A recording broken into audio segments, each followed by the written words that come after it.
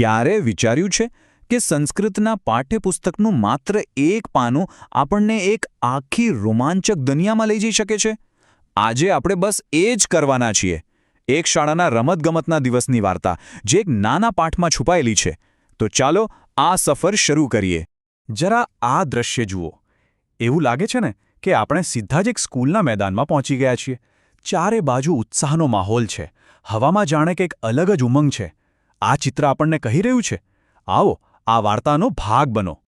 તો આપણે છીએ વિવેકાનંદ વિદ્યાલયના પ્રાંગણમાં અને અહીંનો માહોલ કોઈ સામાન્ય દિવસ જેવો બિલકુલ નથી. આખી શાળા જાણે કોઈ મોટા તહેવારના રંગમાં રંગાઈ ગઈ છે. અને જુઓ તો ખરા, દરેકના ચહેરા પર કેવી ખુશી છલકાઈ રહી છે. આ મોટા કાર્યક્રમનું નામ શું છે? એનું નામ છે ખેલ મહોત્સવ. કેટલો સરસ સંસ્કૃત શબ્દ છે નહીં, જેનો સીધો અર્થ થાય છે રમતગમતનો ઉત્સવ. અને મજાની વાત તો એ છે કે આ જ આપણા આજના પાઠનું શીર્ષક પણ છે. એ વાતાવરણને અનુભવવાનો પ્રયત્ન કરો. પાઠની શરૂઆત જ એકદમ સરળ પણ ખૂબ જ સુંદર વાક્યથી થાય છે. બાલકાઃ પ્રસન્નાઃ સંતિ. મતલબ કે બાળકો ખુશ છે. બસ આટલું જ. આ એક વાક્ય આખા દિવસનો મિજાજ બતાવી દે છે. દરેક જણ પોતાનું કૌશલ્ય બતાવવા માટે એકદમ તૈયાર અને ઉત્સાહી છે.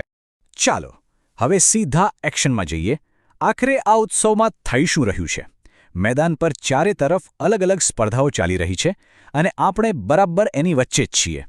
આપણું ધ્યાન સૌથી પહેલાં જાય છે ધાવન સ્પર્ધા પર, એટલે કે રનિંગ કોમ્પિટિશન. જરા જુઓ વિદ્યાર્થીઓને, કેવા પૂરા જોશ અને ફોકસ સાથે બસ જીત તરફ ભાગી રહ્યા છે. અને પાઠમાં એનું વર્ણન પણ કેટલું સરસ છે. બાલકાઃ પ્રયત્નપૂર્વકમ શીઘ્રતયા ધાવંતી.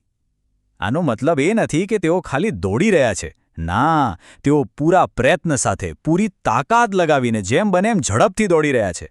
પોતાનું બેસ્ટ આપી રહ્યા છે. અને આ દ્રશ્યને વધુ જીવંત કોણ બનાવે છે? બીજા વિદ્યાર્થીઓ, જેઓ સાઈડમાંથી બૂમો પાડી રહ્યા છે. ધાવતું ધાવતું ત્વરિતમ ધાવતું. એટલે કે દોડો દોડો જલ્દી દોડો. આ અવાજથી આખા મેદાનમાં એક અલગ જ જોશ ભરાઈ ગયો છે. પણ શું અહીં ખાલી દોડ જ છે? ના, બિલકુલ નહીં. આ તો ખેલ મહોત્સવ છે. એક જ સમયે ઘણી બધી રમતો ચાલી રહી છે અને એ જ તો આ દિવસને આટલો રોમાંચક બનાવે છે. તો દોડ સિવાય બીજું શું છે? જુઓ, અહીં ગોળા ફેંક પણ ચાલી રહી છે, એટલે કે શોટપુટ, જેને સંસ્કૃતમાં કહેવાય ગોલ લક્ષેપક સ્પર્ધા. અને સાથે સાથે લાંબી કૂદ, એટલે કે લોંગ જમ્પ, જેનું સંસ્કૃત નામ છે દીર્ઘલંઘનમ. તો એકંદરે આ ખેલ મહોત્સવમાં શું શું છે? દોડ છે, ઘોડા ફેંક છે, લાંબી કૂદ છે અને હા, કબડ્ડી જેવી ટીમ ગેમ પણ છે. સાચે જ અહીં ટેલેન્ટ અને સ્કિલનું જોરદાર પ્રદર્શન થઈ રહ્યું છે. સારું, તો બધી રમતો પૂરી થઈ ગઈ છે, સ્પર્ધાઓ સમાપ્ત થઈ. હવે બધાનું ધ્યાન સ્ટેજ તરફ છે. હવે છે સમાપન સમારોહનો સમય અને શાળાના આચાર્ય કંઈ ખૂબ જ મહત્વની જાહેરાત કરવાના છે. આચાર્ય મંચ પર આવે છે અને સૌથી પહેલાં તો એ બધા વિદ્યાર્થીઓને બિરદાવે છે જેમણે ભાગ લીધો. તેઓ પોતાના ભાષણની શરૂઆત જ અભિનંદનથી કરે છે, જેનાથી સ્પર્ધકોનો ઉત્સાહ બેવડાઈ જાય છે. અને પછી આવે છે એક મોટો ખુલાસો. આચાર્ય કહે છે કે આ શાળાનો પહેલો વહેલો રમતગમત ઉત્સવ છે. વિચાર કરો, આ ખાલી એક ઇવેન્ટ નથી, આ તો એક નવી પરંપરાની શરૂઆત છે, એક ઐતિહાસિક દિવસ છે. પણ સવાલ એ થાય કે આટલો મોટો કાર્યક્રમ, અને એ પણ પહેલીવાર, કેવી રીતે શક્ય બન્યો? પાઠ આપણને જણાવે છે કે આ બધો શ્રેય શાળામાં આવેલા એક નવા શિક્ષકને જાય છે. એમના પ્રયત્નોથી જ આ બધું શક્ય બન્યું છે. એમના આવવાથી જાણે શાળામાં એક નવી ઉર્જા આવી છે. આચાર્યની વાત પરથી એ પણ સ્પષ્ટ થાય છે કે આ ખાલી એક દિવસનો ઉત્સવ નથી, આ તો બસ શરૂઆત છે. તેઓ ભવિષ્યની યોજનાઓ જણાવે છે.